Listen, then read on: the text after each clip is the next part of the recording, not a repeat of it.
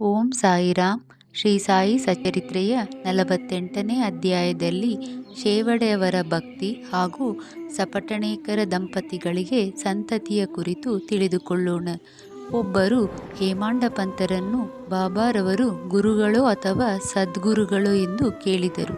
ಅದನ್ನು ವಿವರಿಸಲು ಹೇಮಾಂಡ ಪಂತರು ಸದ್ಗುರುವಿನ ಲಕ್ಷಣಗಳನ್ನು ವರ್ಣಿಸುತ್ತಾರೆ.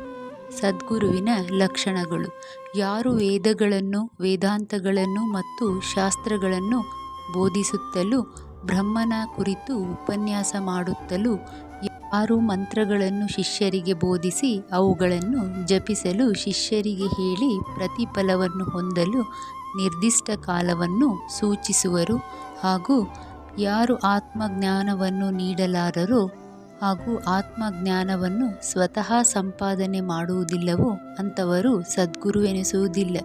ಆದರೆ ಯಾರು ತಮ್ಮ ಉಪದೇಶಗಳಿಂದ ನಮ್ಮಲ್ಲಿರುವ ಐಹಿಕ ಚಪಲತೆಗಳನ್ನು ದೂರ ಮಾಡಬಲ್ಲರೋ ಹಾಗೂ ಯಾರು ನಮಗೆ ಆತ್ಮಜ್ಞಾನದ ನೈಜ ಸ್ವರೂಪವನ್ನು ತೋರಿಸಬಲ್ಲರೋ, ಯಾರು ಆತ್ಮಜ್ಞಾನದ ಆಧ್ಯಾತ್ಮಿಕ ಮತ್ತು ಪ್ರಾಯೋಗಿಕ ವಿಧಾನಗಳಲ್ಲಿ ಪರಿಶ್ರಮ ಹೊಂದುತ್ತಾರೆಯೋ ಅವರೇ ನಿಜವಾದ ಸದ್ಗುರುಗಳೆಂದು ನಾವು ಕರೆಯಬಹುದು.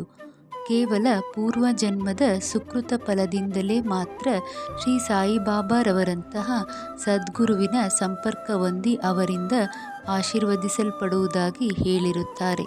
ಹೇಮಾಂಡ ಪಂತರು ಬಾಬಾರವರು ಚಿಲುಮೆ ಒಂದನ್ನು ಬಿಟ್ಟರೆ ಇನ್ನಾವುದನ್ನು ಇಟ್ಟುಕೊಂಡಿರಲಿಲ್ಲ. ಅವರಿಗೆ ಸಂಸಾರವಾಗಲಿ, ಸ್ನೇಹಿತರಾಗಲಿ, ಮನೆಯಾಗಲಿ ಯಾರ ಆಧಾರವೂ ಇರಲಿಲ್ಲ. 18ನೇ ವಯಸ್ಸಿನಲ್ಲಿಯೇ ಅವರು ತಮ್ಮ ಮನಸ್ಸನ್ನು ಹತೋಟಿಯಲ್ಲಿಟ್ಟುಕೊಂಡಿದ್ದರು. ಯಾವಾಗಲೂ ನಿರ್ಭಯವಾಗಿ ಏಕಾಂತದ ಸ್ಥಳದಲ್ಲಿ ಕುಳಿತು ಆತ್ಮದಲ್ಲಿ ತಲ್ಲೀನರಾಗಿರುತ್ತಿದ್ದರು. ಅವರು ಜೀವಿಸಿದ್ದಾಗ ಯಾವ ತರಹದ ಅನುಭವಗಳಾದವೋ ಅದೇ ತರಹದ ಅನುಭವ ಭಕ್ತರಿಗೆ ಈಗಲೂ ಆಗುತ್ತಲಿವೆ. ಭಕ್ತರ ನಿಷ್ಕಲ್ಮಶ ಪ್ರೇಮವನ್ನು ಅರಿತು ಭಕ್ತರ ಹಿತಕ್ಕೋಸ್ಕರ ಲೌಕಿಕದಲ್ಲಿ ಸಾಮಾನ್ಯ ಮನುಷ್ಯರಂತೆ ಬಾಬಾರವರು ವರ್ತಿಸುತ್ತಿದ್ದರು. ನಿಜವಾದ ಹಂಬಲ ಮತ್ತು ಸಂಯಮ ಇದ್ದರೆ ಪರಮಾತ್ಮನು ತಾನೇ ಸ್ವತಃ ಅವತರಿಸುವನು ಎಂಬುದನ್ನು ಭಕ್ತರು ಅರಿತುಕೊಳ್ಳಬೇಕು. ಆದುದರಿಂದ ಗುರುವಿನೆಡೆಗೆ ಪರಿಶುದ್ಧವಾದ ಮನಸ್ಸಿನಿಂದ ಸಾಗಿ ಅವನ ಪಾದಾರ್ಚನೆ ಮಾಡೋಣ. ಆಗ ನಾವು ಅವನಿಂದ ರಕ್ಷಿಸಲ್ಪಡುತ್ತೇವೆ. ಈ ಕೆಳಗಿನ ಭಕ್ತರ ಅನುಭವಗಳು ಈ ನೀತಿಯನ್ನು ನಿದರ್ಶಿಸುತ್ತವೆ. ಸಪಟಣೇಕರ ಅಕ್ಕಲಕೋಟೆಯ ಸಪಟಣೇಕರ ವಿದ್ಯಾರ್ಥಿಯಾಗಿ ಕಾನೂನು ವ್ಯಾಸಂಗ ಮಾಡುತ್ತಿದ್ದರು. ಅವರ ಸಹ ವಿದ್ಯಾರ್ಥಿಯಾದ ಶೇವಡೆಯವರನ್ನು ಇತರ ವಿದ್ಯಾರ್ಥಿಗಳ ಗುಂಪು ಕೂಡಿಕೊಂಡು ಅವರ ವ್ಯಾಸಂಗದ ಟಿಪ್ಪಣಿಯನ್ನು ಹೋಲಿಸಿಕೊಂಡರು. ಇದರಿಂದ ಶೇವಡೆಯವರು ಏನೂ ಓದಿಲ್ಲವೆಂದು ಅವರನ್ನು ಎಲ್ಲರೂ ಉಪಹಾಸ ಮಾಡಿದರು. ಆಗ ಅವರು, ಸರಿಯಾಗಿ ಓದದಿದ್ದರೂ ಪರವಾಗಿಲ್ಲ, ನನ್ನ ಸಾಯಿಬಾಬಾ ನನ್ನನ್ನು ಪಾಸು ಮಾಡುತ್ತಾರೆ ಎಂದರು. ಸಪಟಣೇಕರವರಿಗೆ ಆಶ್ಚರ್ಯವಾಯಿತು. ಅವರು ಶೇವಡೆಯವರನ್ನು ಸಾಯಿಬಾಬಾರೆಂದರೆ ಯಾರು ಎಂದು ಕೇಳಿದರು. ಅದಕ್ಕೆ ಶೇವಡೆಯವರು, ಶಿರಡಿಯ ಮಸೀದಿಯಲ್ಲಿ ಒಬ್ಬ ಫಕೀರರು ವಾಸಿಸುತ್ತಿದ್ದಾರೆ, ಮಹಾ ಸತ್ಪುರುಷರು. ಅವರನ್ನು ಪೂರ್ವಜನ್ಮದ ಪುಣ್ಯಫಲದಿಂದ ಮಾತ್ರ ನೋಡಲು ಸಾಧ್ಯ. ನಾನು ಅವರನ್ನು ಸಂಪೂರ್ಣವಾಗಿ ನಂಬಿದ್ದೇನೆ ಮತ್ತು ಅವರು ಹೇಳುವುದು ಎಂದಿಗೂ ಸುಳ್ಳಾಗುವುದಿಲ್ಲ. ನಾನು ಅವರಲ್ಲಿ ದೃಢ ನಂಬಿಕೆ ಇಟ್ಟಿದ್ದೇನೆ ಎಂದರು. ಸಪಟಣೇಕರವರು ಇದನ್ನು ಕೇಳಿ ನಕ್ಕು ಅವರನ್ನು ಮತ್ತು ಬಾಬಾರವರನ್ನು ಕುರಿತು ಹಾಸ್ಯ ಮಾಡಿದರು. ಮುಂದೆ ಇಬ್ಬರು ಪರೀಕ್ಷೆಯಲ್ಲಿ ತೇರ್ಗಡೆ ಹೊಂದಿದರು. ಚಲ್ಹಟ್ ಸಪಟಣೇಕರವರು ಅಕ್ಕಲಕೋಟೆಯಲ್ಲಿ ವಕೀಲ ವೃತ್ತಿ ಆರಂಭಿಸಿದರು. ಇದಾದ 10 ವರ್ಷಗಳ ನಂತರ ಅವರ ಮಗನು ಗಂಟಲು ನೋವು ವ್ಯಾಧಿಯಿಂದ ಮೃತನಾದನು. ಇದು ಅವರ ಹೃದಯ ಭೇದಿಸಿತು. ಗಾಣಗಾಪುರ ಮತ್ತು ಇತರ ಪವಿತ್ರ ತೀರ್ಥಯಾತ್ರೆಗಳನ್ನು ಮಾಡಿದರೂ ಕೂಡ ಶಾಂತಿ ಸಿಗಲಿಲ್ಲ. ಆಗ ಅವರಿಗೆ ಶೇವಡೆಯವರು ಹೇಳಿದ ಬಾಬಾ ಜ್ಞಾಪಕಕ್ಕೆ ಬಂದು ಶಿರಡಿಗೆ ಹೋಗಿ ಬಾಬಾರವರ ದರ್ಶನ ಪಡೆಯಬೇಕೆಂದು ನಿರ್ಧರಿಸಿ ತಮ್ಮ ಕಿರಿಯ ಸಹೋದರರಾದ ಪಂಡಿತರಾವರೊಡನೆ ಶಿರಡಿಗೆ ಹೋಗಿ ಬಾಬಾರವರ ದರ್ಶನ ಪಡೆದ ಮರುಕ್ಷಣವೇ ಆನಂದಭರಿತರಾದರು. ಅವರು ಬಾಬಾರ ಹತ್ತಿರ ಶುದ್ಧ ಮನಸ್ಸಿನಿಂದ ಹಣ್ಣು ಹೂವುಗಳನ್ನು ಮುಂದಿಟ್ಟ ಕೂಡಲೇ ಬಾಬಾರವರು ಇಲ್ಲಿಂದ ಹೊರಟು ಹೋಗು, ಅಂದರೆ ಚೆಲ್ ಹಟ್ ಎಂದು ಆರ್ಭಟಿಸಿದರು. ಸಪಟಣೇಕರರವರು ತಲೆ ತಗ್ಗಿಸಿ ದಿಕ್ಕು ತಪ್ಪಿ ಏನೂ ತಿಳಿಯದೆ ಪಕ್ಕಕ್ಕೆ ಸರಿದರು. ಬಾಬಾರನ್ನು ಸಂತುಷ್ಟಪಡಿಸಲು ಬಾಳಶಿಂಪಿರವರ ಸಲಹೆ ಕೇಳಿದರು. ಅವರು ಬಾಬಾರವರ ಫೋಟೋವೊಂದನ್ನು ತೆಗೆದುಕೊಂಡು ಅವರೊಡನೆ ಮಸೀದಿಗೆ ಬಂದರು. ಬಾಳಶಿಂಪಿ ಫೋಟೋ ತೆಗೆದುಕೊಂಡು ಬಾಬಾರವರ ಕೈಗಿತ್ತರು ಮತ್ತು ಅವರು ಯಾರ ಫೋಟೋ ಎಂದು ಕೇಳಿದರು. ಬಾಬಾರವರು ಸಪಟಣೇಕರರವರ ಕಡೆಗೆ ಕೈ ಮಾಡಿ ಅದು ಅವನ ಒಡೆಯನದು ಎಂದು ಗಹಗಹಿಸಿ ನಕ್ಕರು. ಬಾಳ ಬಾಬಾರವರನ್ನು ನಗುವಿನ ಅರ್ಥವೇನೆಂದು ಕೇಳಿ ಸಪಟಣೇಕರರವರಿಗೆ ಹತ್ತಿರ ಬರಲು ತಿಳಿಸಿದನು. ಸಪಟಣೇಕರರವರು ಹತ್ತಿರ ಬಂದೊಡನೆ ಬಾಬಾ ಮತ್ತೆ ಹೊರಟು ಹೋಗು ಎಂದರು. ಆಗ ಅವರಿಗೆ ಏನೂ ತೋಚದಂತಾಯಿತು. ಆಗ ಬಾಳ ಮತ್ತು ಸಪಟಣೇಕರರವರು ಕೈ ಜೋಡಿಸಿ ಬಾಬಾರವರ ಮುಂದೆ ನಿಂತರು. ಬಾಬಾರವರು ಸಪಟಣೇಕರರವರಿಗೆ ಇಲ್ಲಿಂದ ಕೂಡಲೇ ಹೊರಟು ಹೋಗು ಎಂದು ಆಜ್ಞಾಪಿಸಿದರು. ಅವರ ಆಜ್ಞೆಯನ್ನು ಪಾಲಿಸದೆ ವಿಧಿಯಿರಲಿಲ್ಲ. ಸಪಟಣೇಕರರವರು ಭಾರವಾದ ಹೃದಯದಿಂದ ಶಿರಡು ಬಿಟ್ಟು ಹೊರಟರು. ಮುಂದಿನ ಸಲವಾದರೂ ದರ್ಶನಕ್ಕೆ ಮತ್ತು ಸೇವೆಗೆ ಅವಕಾಶ ಕೊಡಿ ಎಂದು ಪ್ರಾರ್ಥಿಸಿದರು. ಶ್ರೀಮತಿ ಸಪಟಣೇಕರ 1 ವರ್ಷ ಕಳೆಯಿತು. ಆದರೂ ಸಪಟಣೇಕರರವರಿಗೆ ಶಾಂತಿ ದೊರಕಲಿಲ್ಲ. ಗಾಣಗಾಪುರಕ್ಕೆ ಮತ್ತೆ ಹೋಗಿ ಅಲ್ಲಿ ಕೆಲವು ದಿನ ಕಾಲ ಕಳೆದರು.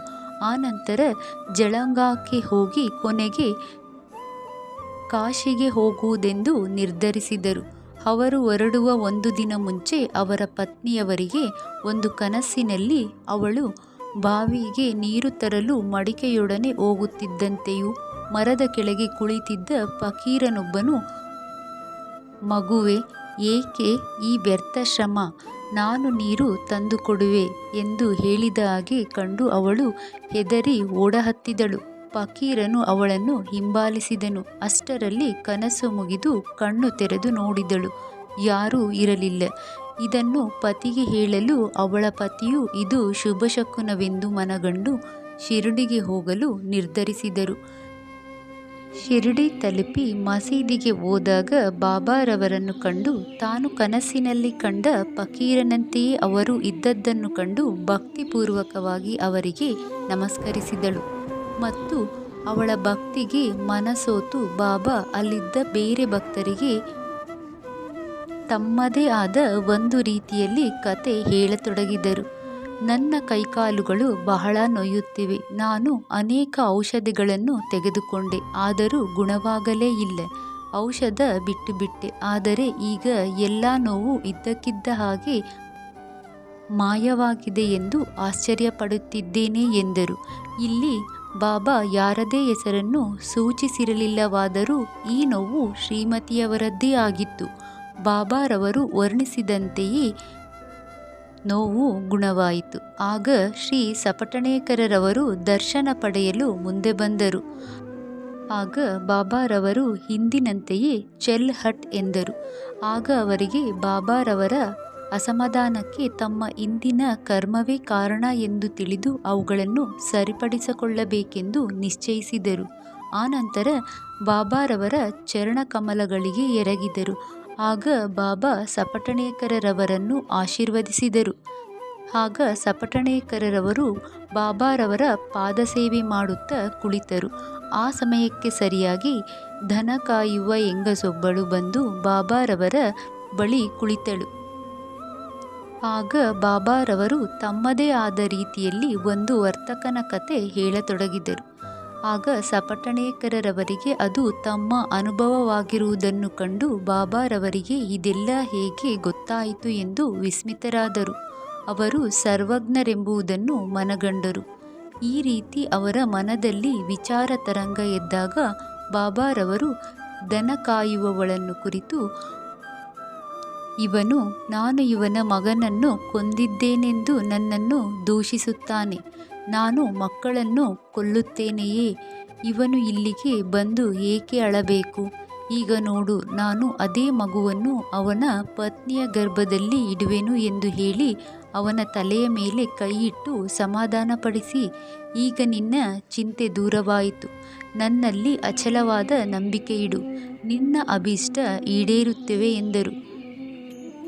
ಸಪಟಣೇಕರರವರ ಮನಸ್ಸು ಕರಗಿ ಕಂಬನಿಯಿಂದ ಬಾಬಾರವರ ಪಾದಗಳನ್ನು ತೊಳೆದರು. ಅನಂತರ ಅವರು ನೈವೇದ್ಯವನ್ನು ತಯಾರಿಸಿ ಪೂಜಾ ಸಾಮಗ್ರಿಗಳೊಡನೆ ಪತ್ನಿ ಸಮೇತ ಮಸೀದಿಗೆ ಬಂದು ಬಾಬಾರವರಿಗೆ ಪೂಜೆ ಸಲ್ಲಿಸಿ ನೈವೇದ್ಯ ಅರ್ಪಿಸಿ ಪ್ರಸಾದ ಸ್ವೀಕರಿಸಿದರು. ನಂತರ ಪ್ರತಿದಿನ ಇದೇ ರೀತಿ ಪೂಜಿಸುತ್ತಿದ್ದರು. ಅಂದಿನ ರಾತ್ರಿ ಚಾವಡಿ ಮೆರವಣಿಗೆಯಲ್ಲಿ ಬಾಬಾರವರು ಪಂಢರಾಪುರದ ಪಾಂಡುರಂಗರಂತೆ ಕಂಡರು. ಮರುದಿನ ಶಿರಡಿಯಿಂದ ಹೊರಡುವ ಮೊದಲು ಸಪಟಣೇಕರರವರು ಬಾಬಾರವರಿಗೆ 1 ರೂಪಾಯಿ ದಕ್ಷಿಣೆ ಅರ್ಪಿಸಿದರು. ನಂತರ ಬಾಬಾ 200 ರೂಪಾಯಿ ಕೇಳಿದರು. ಅದನ್ನು ಸಹ ಸಪಟಣೇಕರರವರು ಕೊಟ್ಟರು. ಆಗ ಬಾಬಾರವರು, ಈ ತೆಂಗಿನಕಾಯಿಯನ್ನು ತೆಗೆದುಕೋ, ಇದನ್ನು ನಿನ್ನ ಪತ್ನಿಯ ಸೆರಗಿನಲ್ಲಿ ಹಾಕು, ಯಾವುದೊಂದು ಚಿಂತೆ ಬೇಡ, ಸುಖವಾಗಿ ಪ್ರಯಾಣ ಮಾಡು ಎಂದರು. ಬಾಬಾರವರು ಹೇಳಿದಂತೆ ಸಪಟಣೇಕರರವರು ನಡೆದುಕೊಂಡರು. 1 ವರ್ಷದೊಳಗೆ ಅವರಿಗೆ ಪುತ್ರ ಸಂತಾನವಾಯಿತು. ಮಗುವಿಗೆ 8 ತಿಂಗಳಿನಲ್ಲಿ ದಂಪತಿಗಳಿಬ್ಬರು ಮಗುವಿನೊಡನೆ ಶಿರಡಿಗೆ ಬಂದು ಬಾಬಾರವರ ಪಾದದಲ್ಲಿ ಮಗುವನ್ನು ಇಟ್ಟು, ದೇವರೇ, ನಿಮಗೆ ಸಾಷ್ಟಾಂಗ ನಮಸ್ಕಾರಗಳು. ನಿಮ್ಮ ಋಣ ತೀರಿಸುವ ಬಗೆ ನಮಗೆ ತಿಳಿಯದು. ಈ ಬಡವರನ್ನು ಆಶೀರ್ವದಿಸಿರಿ, ಕಾಪಾಡಿರಿ. ನಮಗೆ ನಿಮ್ಮ ಚರಣಗಳೇ ಸರ್ವಸ್ವ. ನಮ್ಮನ್ನು ಆಶೀರ್ವದಿಸಿರಿ ಎಂದು ಪ್ರಾರ್ಥಿಸಿದರು. ಸದ್ಗುರು ಸಂಪನ್ನರಾದ ಬಾಬಾರವರನ್ನು ಧ್ಯಾನಿಸಿ ಈ ಅಧ್ಯಾಯವನ್ನು ಮುಗಿಸೋಣ. ಧನ್ಯವಾದಗಳು ಸ್ನೇಹಿತರೆ. ನಿಮ್ಮೆಲ್ಲರಿಗೂ ಬಾಬಾರವರ ಆಶೀರ್ವಾದ ಸಿಗಲಿ. ಓಂ ಸಾಯಿರಾಮ್.